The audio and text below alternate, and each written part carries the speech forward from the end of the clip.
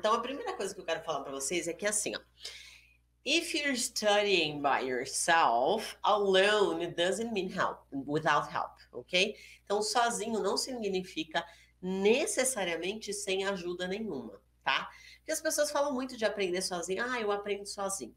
Então, se você aprende sozinho, obviamente você vai buscar algum tipo de ajuda, né? Então, vamos lá, vamos entender um pouquinho mais. Eu deixei umas frases aqui importantes para eu me lembrar de tudo que eu tenho para falar para vocês, porque eu tenho muita coisa para falar.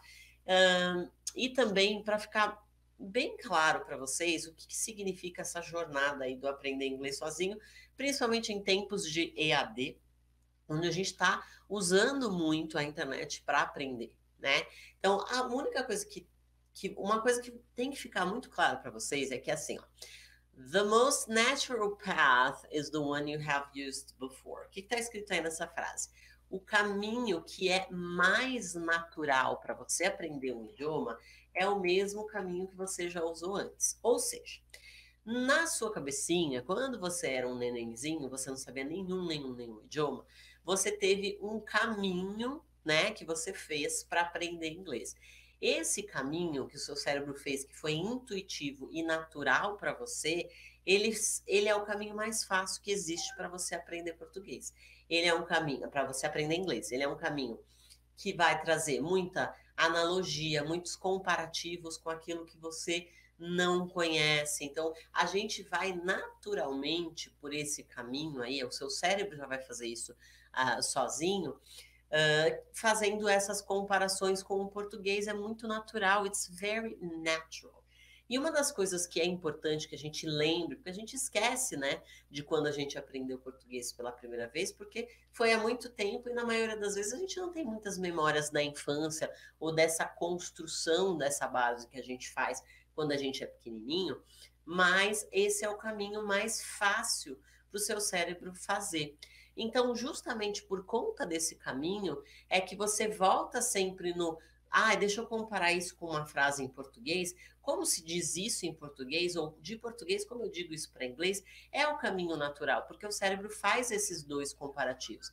Então, quando a gente vem com aquela conversa de, não pode pensar em inglês, ou um curso de inglês que é 100% inglês é melhor, bullshit. Não é nada disso. Na verdade, existem inclusive estudos, tem uma matéria da revista Exame, que fala que os professores bilíngues costumam ser mais eficientes do que os professores monolíngues, ou seja, aquele que tem que é de repente nativo daquele idioma ou que só fala o L2, né, que é o segundo idioma, o idioma target. Como é que se fala target em português?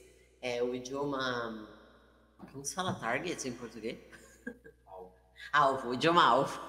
A pessoa esquece as palavras portuguesas, é ótimo. Porque, na verdade, você vai perder muito disso que já é natural para o seu cérebro fazer, de fazer essas comparações. Então, a gente sempre vai voltar para o português. O que vai acontecer é que, com o tempo, você vai automatizar isso de maneira tão clara e tão simples que vai parecer que você não está nem pensando. Tá? Então, esse caminho é o caminho mais fácil. E qual caminho era esse? Ele era um caminho que usava muito pouca escrita e usava muito mais prática.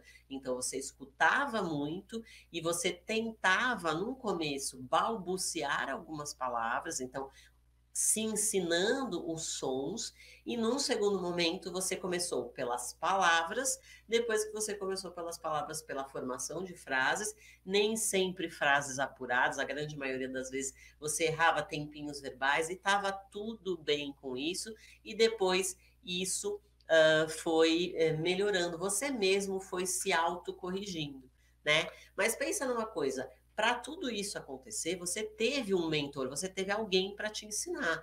And if you had no one to teach you, you would be mute. Lembra da história do Mowgli, na história do menino que foi criado pelos lobos? Ele não aprendeu a falar, porque ele foi criado pelos lobos. Então, ele aprendeu a uivar, não é verdade? Então, por mais que você queira trilhar esse caminho aí do aprender sozinho, learning by yourself, isso não significa que você não vá precisar em algum momento de um modelo, de um caminho, de uma trilha, de alguém para te ajudar nessa caminhada, nessa jornada. Porque é uma jornada de longo prazo, não é uma jornada que você começa hoje, na semana que vem está tudo pronto, o inglês já está na sua cabeça. it doesn't happen like that because, you know, I'm sorry, there is no magic in the process. Então, entenda muito isso. Então, o que que houve de muito importante durante esse processo que foi natural para você?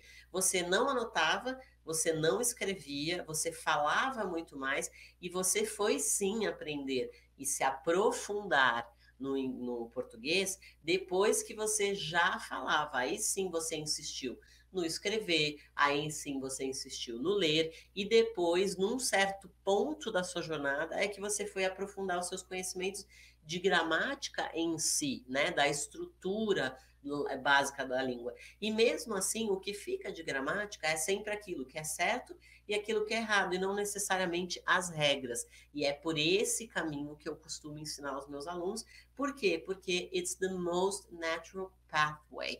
É o caminho mais natural. O seu cérebro já percorreu esta mesma trilha, então para ele vai ser muito mais natural, muito mais intuitivo percorrer essa mesma trilha quando você vai fazer isso por uma segunda vez, né? Lembrando que quando você começou a aprender o português, você não tinha as ferramentas de memorizar, você não tinha as ferramentas de ler ou escrever. Então, na verdade, a gente consegue até acelerar esse processo porque você já tem essas ferramentas.